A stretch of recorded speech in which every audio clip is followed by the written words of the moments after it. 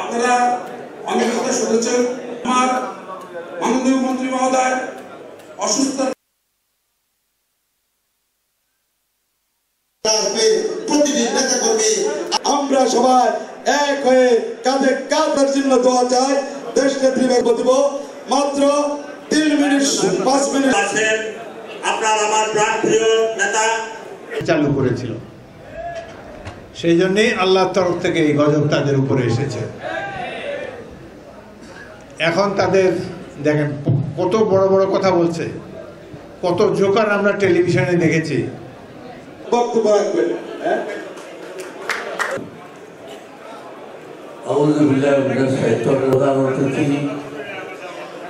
আমাদের প্রিয় মানুষের জন্য,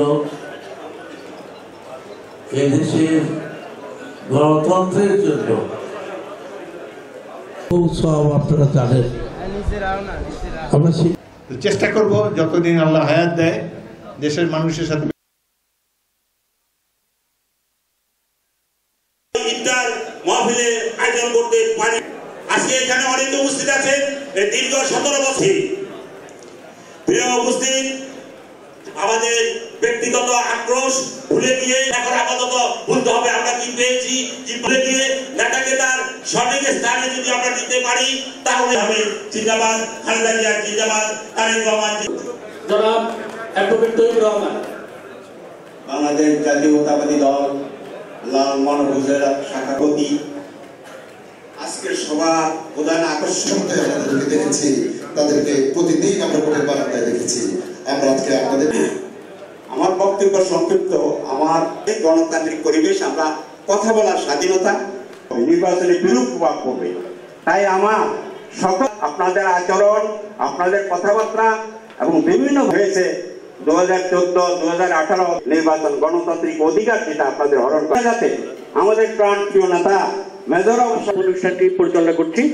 বক্তব্য রাখবেন তজুমুদ্দিন উপজেলা বিএনপির সাধারণ সম্পাদক সভা এবং অঙ্গ সহযোগী সংগঠনের কর্তৃক আয়োজিত বিক্রম লালমোহন উপজেলা বিএনপির নেতৃবৃন্দ দিন সৃষ্টি করে দিলেন আমাদের এই প্রাণ প্রিয় নেতা সহ আমরা আপনারা একত্রে আজ 19 বছর পর ইফতার